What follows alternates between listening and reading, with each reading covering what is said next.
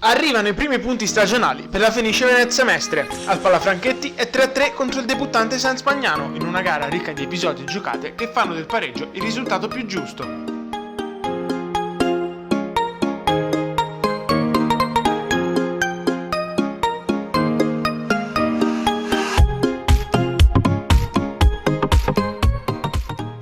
Vanno ancora trovati equilibrio e freddezza nei ragazzi di Pagana, ma il passo avanti rispetto alla sfida contro il Nervesa si è visto e di certo la volontà sarà quella di non fermarsi nel processo di crescita.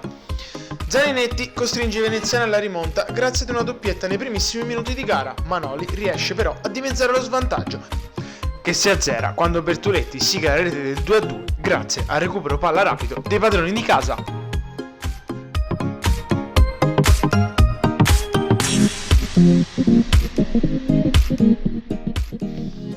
La Fenice va vicino al vantaggio con Tenderini, che vede negarsi la gioia del gol dal palo colpito direttamente da tiro libero. Nella ripresa c'è una beffa per la Fenice, superiorità numerica e gol subito malamente da parte di Meiuto, abile a sfruttare il rinvio del portiere ed a fare 3-2. Tenderini ed i suoi però non demordono ed è proprio il numero 10 con un gran gol in contropiede a bissare sul 3-3 il risultato.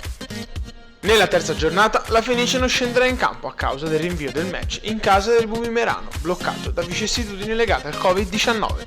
Nel girone A di Serie A2 al momento andranno in scena soltanto Massa L84 e San Spagnano Milano, per i ragazzi di Pagnana Testa al match contro il Prato di sabato prossimo al Palafranchetti.